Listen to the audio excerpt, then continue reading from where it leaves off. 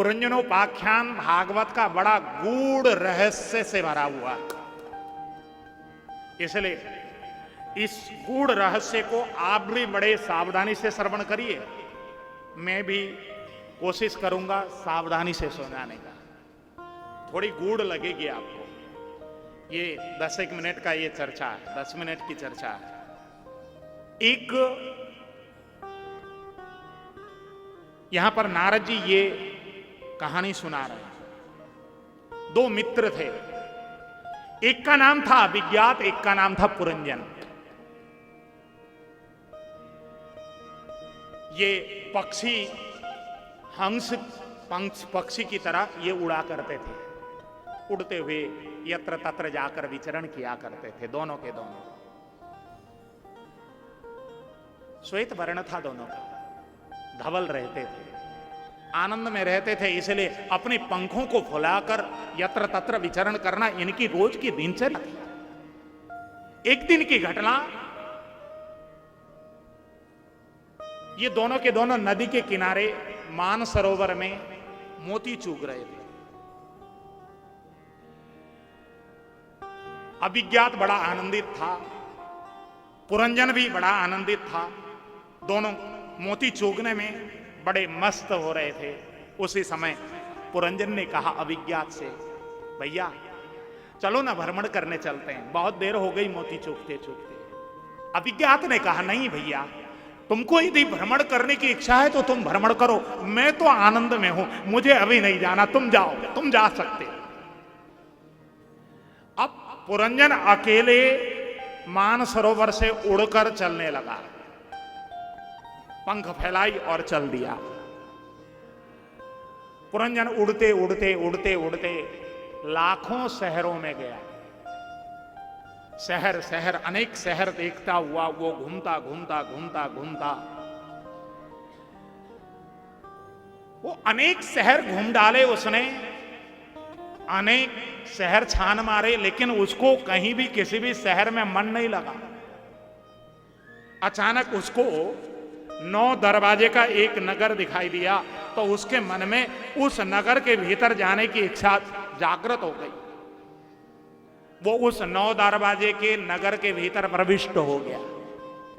जैसे ही उसने प्रवेश लिया 9 दरवाजे के उस नगर के भीतर, उस नगर के भीतर एक बहुत सुंदर कन्या दिखाई दी। वो कन्या बहुत ही सुंदरी थी। उस कन्या को देखते ही ये आकर्षित हो गया। ये सीधे उस कन्या के पास गया, हाथ जोड़कर पूछने लगा, देवी तुम कौन हो, अपना परिचय तो बताओ। तब उस कन्या ने अपना परिचय देते हुए कहा, हे महापुरुष, मैं इस नगर की मालकिन हूं और इस नगर में मेरी इच्छा के विपरीत यहां पत्ता तक नहीं हिल सकता। मेरे पास 10 सैनिक हैं और ये सैनिक मेरी आज्ञा के अनुसार ये अपनी गतिविधि को संचालन करते हैं। मैं किसी को कह दूं कि इसको वध कर दो तो ये तुरंत वध कर देते हैं। और यहां पर मेरी रक्षा के लिए एक 5 फन का नाग भी रहता है और इनकी सुरक्षा के घेरे में मैं रहा करती हूं। ये 10 सैनिक और ये नाग इस नगर की रक्षा करते रहते हैं। मैं अविवाहित हूं, मुझे मेरे माता पिता का कोई पता नहीं मालूम, नाम नहीं मालूम, कहां मैं पैदा हुई ये कुछ भी जानकारी मुझे नहीं है। मैं किस परिवार की बेटी हूं ये भी मुझे जानकारी नहीं है। मैं तो केवल यहां पर रहती हूं बस, मेरा कोई साथी नहीं, कोई संगी नहीं। इस प्रकार जैसे ही उस कन्या ने अपना पूरा परिचय दिया तो ये पुरंजन उस कन्या के प्रति आसक्त हो गया, आकर्षित हो गया। अब कन्या को इसने प्रस्ताव दी विवाह की। इसने प्रस्ताव जैसे ही दिया, कन्या भी अकेली थी, उसने स्वीकार कर ली। ठीक है, विवाह कर लेते हैं। विवाह कर ली इन दोनों ने।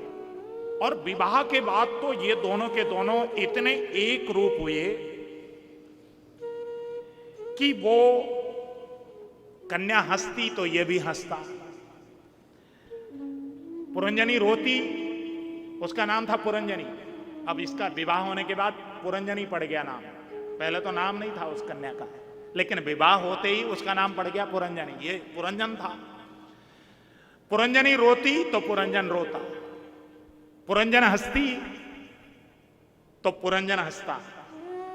ये कहीं टहलने जाती तो ये टहलने जाता, ये बैठती तो ये बैठ जाता, ये सोती तो ये भी सो जाता, ये खाने लगती तो ये भी खाने लगता, जो करती वो करता। इस प्रकार इसका जीवन बड़ा आनंदमय बीतने लगा। पत्नी के साथ बहुत आनंद से ये जीवन गुजारा कर रहा है, बड़ा आनंदित। दिन बीतते इसका पता ही नहीं लगता इसको। कभी झूले में झूला करते ये दोनों, कभी नौका में विहार करने जाया करते, कभी सैर करने जाते, कभी पुष्प तोड़ने जाते। जहां भी जाते साथ साथ में जाते। ये हंसती ये भी हंसता, ये रोती ये भी रोता। दोनों का व्यवहार एक सा रहता। एक दिन एक जरा नाम की कुरूप कन्या, जिसका नाम था जरा, वो दिखने में बड़ी कुरूप थी। वो किसी से विवाह करने के लिए वर का तलाश करते हुए विचरण कर रही थी। विचरण करते करते वो एक दिन चंडवेग नाम के गंधर्व के राजा के पास, गंधर्व जो राजा हैं उनके पास पहुंच गई और उनसे जाकर सहायता के लिए उसने याचना किया और कहा कि मैं विवाह करना चाहती हूं किसी पुरुष के साथ, लेकिन ये संसार में मेरे योग्य कोई भी पुरुष मुझे नहीं मिला। महाराज, मुझे कोई योग्य पुरुष बताएं, मैं किसके साथ विवाह करूं? मैं जिसके साथ भी विवाह करना चाहती हूं कोई भी मुझसे विवाह करने के लिए राजी नहीं होता। मैं क्या करूं? मुझे कुछ भी बात समझ में नहीं आ रही।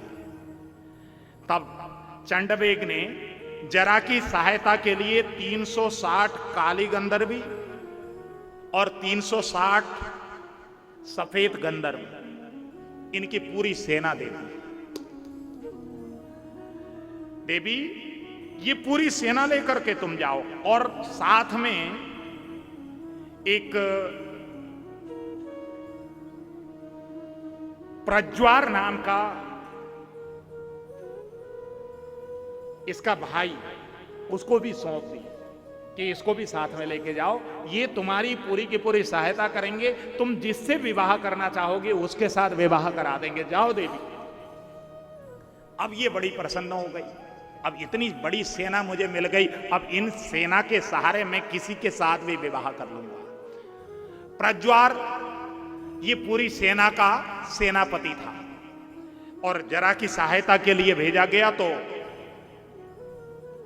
ये जरा नाम की जो युवती थी उसके साथ उसकी सेवा में ये सब के सब गए।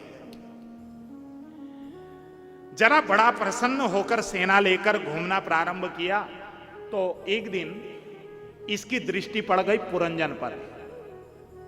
पुरंजन घर के बाहर खड़ा था बिल्कुल, और पुरंजन को देखते ही जरा ने जैसे ही इस पर दृष्टि डाली, द्वार पर खड़ा पुरंजन को देखकर जरा ने जैसे ही दृष्टि डाली, सीधे जरा ने अपने सैनिकों को आदेश दिया, जाओ इस पुरुष को बंदी बनाओ, इसी के साथ मैं विवाह करना चाहती हूं। जरा ने जैसे आदेश दिया, सैनिकों ने जाकर हमला बोल दी।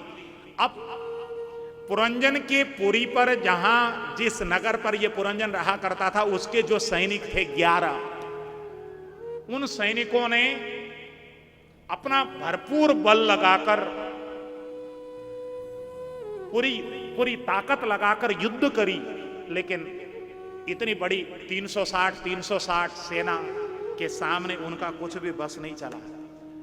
जो नाग था 5 फन का, उसने भी अपना फन प्रहार करके सेना को आक्रमण करने के लिए वो आगे बढ़ा, लेकिन उसके फुंकार से कुछ भी फर्क नहीं पड़ा। जरा नाम की जो युवती थी उसकी सेना पुरंजन के पुरी के रक्षकों के सामने विजय हासिल करके पुरंजन को बंदी बनाते। और जैसे ही जरा के साथ जरा ने पुरंजन का अपहरण किया और बंदी बनाकर पुरंजन के साथ जैसे ही जरा ने विवाह किया। अब जरा के साथ विवाह इसको करना पड़ा, इसकी इच्छा नहीं है, लेकिन अपनी पत्नी को छोड़ना पड़ा और जरा के साथ इसको विवाहित होना पड़ा। और विवाह करके ये खुश नहीं था पुरंजन, लेकिन अब जबरदस्ती जरा ने जबरदस्ती इसके साथ विवाह कर ली। अब तो ये पुरंजन रोने लगा, अरे मेरे बिना मेरी पुरंजनी कैसे रहेगी, मेरी पुरंजनी कहां चली गई, मेरी पुरंजनी कहां चली गई। इस प्रकार वो विलाप करता हुआ उसकी मृत्यु हो गई। मरते समय जैसी मति होती है वैसी गति होती है, ऐसा शास्त्र कहता है। अंते यामति सा गति। मरते समय अपनी पत्नी को स्मरण करते हुए ये पुरंजन की मृत्यु हुई, इसलिए अगला जन्म ये स्त्री के रूप में पैदा हुआ। और जब ये स्त्री के रूप में पैदा हुआ तो पैदा होने के बाद ये धीरे धीरे बड़ी हुई पुरंजनी स्त्री के रूप में पुरंजन। तो ये जब बड़ा हुआ तो इसका एक मलयध्वज नाम के राजा के साथ इसका विवाह हुआ, संतानें हुई। एक दिन राजा मलयध्वज युद्ध करने गए, युद्ध में ये मारे गए।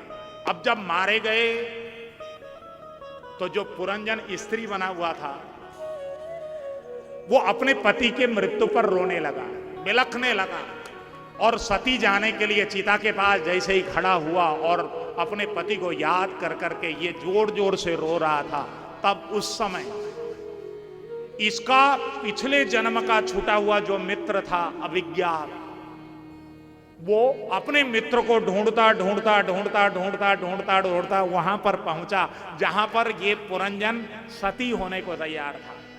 अब अभिज्ञात ने पुरंजन को कहा, अरे मित्र ये क्या करते हो। पुरंजन ने कहा कि मेरा कोई मित्र नहीं, मेरे तो केवल पति थे, पति के अलावा और किसी से मैंने जीवन में मित्रता नहीं की और तुम मुझे मित्र बोलते हो। मेरा कोई मित्र नहीं है, मेरी सखियां तो हो सकती हैं, मैं तो स्त्री हूं, तुम पुरुष मेरे मित्र कैसे हो सकते हो। तब अभिज्ञात ने कहा, मित्र यही तो रोना है, तुम पूर्व जन्म की सारी याद को भुला चुके हो, इसलिए तुम मुझे पहचान नहीं रहे हो। तुम मेरा मित्र हो, मैं और तुम ये दोनों के दोनों, हम दोनों बड़े अनन्य सखा थे, तुम मुझे भुला दिए। तब अभिज्ञात ने पुरंजन को पूरी बात जब बताई और पुरंजन के सिर पर जैसे हाथ रखा अभिज्ञात ने, उसको पूर्व जन्म की पूरी याद आ गई। अरे हम तो पक्षी के रूप में उड़ा करते। तब उसको होश आया। नारद जी ने ये पूरी कथा जब कही, तब नारद जी प्राचीन बरही राजा से बोलने लगे, राजन कुछ पल्ले पड़ा, कुछ कथा समझ में आई। प्राचीन बरही राजा बोलने लगे, महाराज आपने सुनाया लेकिन पल्ले कुछ नहीं पड़ी, अच्छी तो लगी कहानी लेकिन पल्ले कुछ नहीं पड़ी, महाराज समझाओ इसका मतलब क्या है। जब नारद जी से प्राचीन बरही ने कहा कि पल्ले नहीं पड़ी कहानी, तब नारद जी ने इस कहानी का मतलब बताया। इस कहानी का मतलब है, देखो दो मित्र हैं, एक है अभिज्ञात, एक है पुरंजन। इसका मतलब क्या है? अभिज्ञात का मतलब है परमात्मा, पुरंजन का मतलब है जीवात्मा। ये दोनों मित्र हैं। जीवात्मा मतलब हम, परमात्मा मतलब ईश्वर। ये दोनों के दोनों मित्र हैं। देखो, परमात्मा के बिना जीवात्मा का काम नहीं चलता और जीवात्मा के बिना परमात्मा का काम नहीं चलता।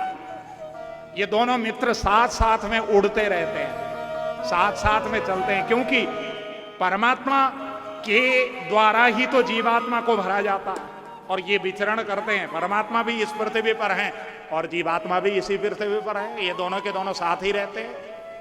हाँ? और ये भ्रमण करते करते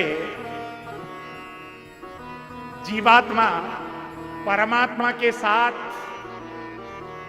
आनंद में रहता है, कहीं अस्तित्व में रहता होगा। एक दिन जीवात्मा ने परमात्मा को घूमने जाने की बात कही तो परमात्मा ने कहा कि नहीं नहीं, तुम अकेले भ्रमण करने जा सकते हो, मैं अभी नहीं जाऊंगा। परमात्मा वहीं रहेगा मानसरोवर के तट पर, और जीवात्मा रूपी पुरंजन वो घूमने के लिए निकला। लाखों योनियों में वो भ्रमण करता हुआ चला, लाखों शहरों में भ्रमण करता हुआ चला। लाखों शहर में गया ना ये जीवात्मा भ्रमण करने जब निकला परमात्मा से बिछुड़कर, तो कभी चींटी बना, कभी पक्षी बना, कभी पशु बना, कभी पक्षी बना, कभी पेड़ बना, कभी पतिंगा बना। अनेक शहरों में ये भ्रमण किया, और भ्रमण करते करते करते करते करते उसको इस 9 द्वार वाला शरीर को देखा तो उसको पसंद आ गई। तो इस 9 द्वार वाले शरीर में इसने प्रवेश पाया। ये पुरंजन की कथा है, ये आपकी और हमारी कथा है मेरे भाई बहन। इसको बहुत ध्यान से सुनना, तभी समझ में आएगी। और जैसे ही इस 9 द्वार वाले, हमारे शरीर में 9 द्वार हैं, कौन कौन से?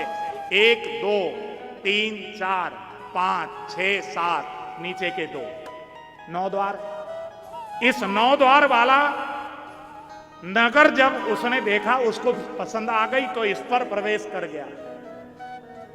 प्रवेश करने के बाद इस नगर में रहने वाली इस नगर स्वामिनी बुद्धि के साथ इसकी शादी हो गई। इस नगर की स्वामिनी कौन है? बुद्धि है। बुद्धि जो कहती है, इस नगर में रहने वाला पुरंजन को वो पालन करना पड़ता है। पुरंजन आत्मा, आत्मा और ये बुद्धि दोनों की शादी हो गई। और जब इस शरीर में प्रवेश करने के बाद पुरंजनी के साथ विवाह हुई, ये बुद्धि के साथ विवाह हुई इसकी। फिर तो पुरंजनी रोवे तो पुरंजन भी रोवे, पुरंजनी हंसे तो पुरंजन भी हंसे। अब बुद्धि जो कहती है वो करना पड़ता है कि नहीं? बुद्धि कहती है कि चलो भैया कथा सुनी आते हैं। अरे क्या करोगे, छोड़ो ना, ये वही तो कथा है। यदि बुद्धि ने समझा दिया तो पुरंजन आ नहीं सकता कथा में, और बुद्धि कहते नहीं नहीं कथा में जाना जरूरी है, चलते हैं, तो तुरंत पुरंजन आ जाता है। हाँ, ये मनीराम है ना। और ये जो मन है ये तो सेनापति है। अच्छा, यह इसके रक्षक कौन है? इसके रक्षक हैं, इसके जो सैनिक हैं, 5 ज्ञानेंद्रिय, 5 कर्मेंद्रिय, इन्हीं के द्वारा शरीर संचालन होता है। ये शरीर के रक्षक हैं। और इसका जो सेनापति है वो है मन। 11 थे ना, वो 11 की संख्या थी। और साथ में 5 फन वाला एक नाग और था। ये 5 फन वाला नाग का मतलब क्या है? 5 प्राण हमारे शरीर में प्राण वायु हैं। कौन कौन से? प्राण, अपान, व्यान, उदान और समान। ये 5 प्राण वायु हैं जो हमारे शरीर को टिकाया हुआ है। जिस दिन प्राण वायु निकल जाते हैं उस दिन शरीर रहता है क्या? और जब तक प्राण वायु है तब तक ही ये शरीर है मेरे भाई बहन। ये पुरंजन अपने स्थान में स्थित है। यदि प्राण वायु न हो तो कुछ भी तो नहीं है शरीर। और शरीर में बुद्धि से हमारा जो संबंध है, मनुष्य बुद्धि का ही तो दास है। हाँ? और क्या है? और बुद्धि के साथ बड़ा आनंद से रहता है पुरंजन। एक दिन जरा देवी का आक्रमण होता है। जरा देवी का मतलब है बुढ़ापा। बड़ा आनंद से जीवन कट रहा होता है, बढ़िया आनंद व्यतीत हो रहा होता है। अचानक बुढ़ापा ने आकर, अच्छा बुढ़ापा से कोई विवाह करना चाहता है क्या? कोई भी नहीं चाहता कि मैं बूढ़ा हूं। उम्र हो गई 80 वर्ष, लेकिन बाल को डाई करना छोड़ता नहीं मनुष्य। भगवान धीरे धीरे एक मुक्का मारकर उसके दांत को गिरा देते हैं, लेकिन बत्ती सी नहीं, बिल्कुल तुरंत डॉक्टर के यहां जाकर फिर डलवा जाता है। धीरे धीरे इशारा करता है, नेत्र की ज्योति कम कर देता है, लेकिन तुरंत जाकर डॉक्टर के यहां जाकर पुतली बदलवाता है। कोई बुढ़ापे के साथ विवाह करना चाहेगा क्या?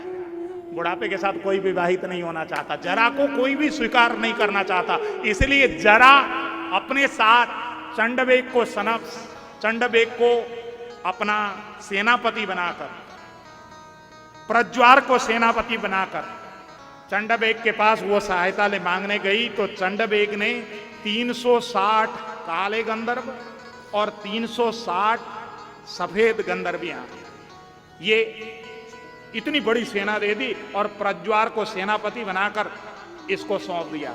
जा, तू विवाहित होना चाहती है किसी के साथ, तो जाकर जिसको पसंद करेगी तो उसके साथ विवाहित हो जाएगी। ये सैनिक मैं दे रहा हूं, ये सैनिक तुमको उसी व्यक्ति के साथ विवाहित कर देंगे, जाओ। ये जब कहा तो ये आकर जिसको भी पसंद करती है मेरे भाई बहन, उसके साथ जरा देवी विवाह कर लेती है। और जरा जब आ जाती है और विवाह कर लेती है ना, फिर तो मनुष्य की घंटी वो बजाती रहती है। कभी मुक्के मारकर दांत गिरा देती है, कभी बाल सफेद कर देती है, शरीर में अनेक प्रकार के रोग उत्पन्न कर देती है। लेकिन मनुष्य है तो डाल डाल में पात पात, इशारा नहीं समझने को चाहता। उसका मोह बढ़ता रहता है, और मोह जब बढ़ता है तो अंतिम सेनापति को आदेश देती है, प्रज्वार, मेरे ये सैनिक इसको काबू नहीं कर पा रहे हैं, तुम जरा जाकर आक्रमण करो। ये प्रज्वार का मतलब क्या है? प्रज्वार का मतलब है रोग। अब रोग ज्वर के रूप में उत्पन्न होता है। दो प्रकार के रोग ज्वर होते हैं, एक शीत ज्वर होता है, एक उष्ण ज्वर होता है। और जब व्यक्ति के शरीर में रोग आ जाती है, फिर तो जरा देवी उस व्यक्ति को उठा ही लेती है। आकर काल, वो मृत्यु के काल में वो पहुंच जाता है। जरा देवी के आक्रमण से कोई बच नहीं सकता। और वो जब उसकी मृत्यु होती है, तब उसकी मुलाकात अभिज्ञात के साथ होती है। बिछड़ा हुआ जो पक्षी था, वो मृत्यु के बाद ही तो प्राप्त होगा। इसलिए कब मरी हो कब भेटी हो पूर्ण परमानंद, हमारे साधु कहा करते कि भाई मृत्यु के बाद ही मेरा परमात्मा मुझे मिलने वाला है। लेकिन ध्यान रखना, मनुष्य जैसा कर्म करता है, कर्म के अनुसार परमात्मा प्राप्त होता है, हर किसी को नहीं प्राप्त होता। इसलिए इस संसार में आए हो मेरे भाई बहन, तो परमात्मा की प्राप्ति के लिए प्रयत्न करो, प्रयत्न करो भाई। हाँ, और भागवत की कथा से बड़ा प्रयत्न क्या हो सकता है? इससे बड़ा अवलंब क्या हो सकता है? ये पुरंजन पख्यान की दिव्य कथा, गूढ़ कथा यहां पर वर्णन की। ये बहुत गूढ़ कथा, हर जगह वर्णन नहीं किया जा सकता। और इस कथा को वर्णन करने के लिए योग्य श्रोता हों, ये भी कहा। हर जगह मत सुना लेना, ये भी कहा। और यहां इतने बढ़िया योग्य श्रोता हमने देखे, तो आज मुझे लगता है कि पता नहीं कहां एक बार मैंने ये प्रसंग लिया था, उसके बाद आज दूसरी बार कहने का मुझे मौका मिला। और देखो, कोई भी प्रसंग भागवत के इतने गूढ़ गूढ़ प्रसंग हैं, हर जगह कहे भी नहीं जा सकते। जब दिखाई देता है कि भाई श्रोता बड़े पक्के हैं, तभी ये प्रसंग निकलते हैं, नहीं तो ये कोई हमारी इच्छा से भी नहीं।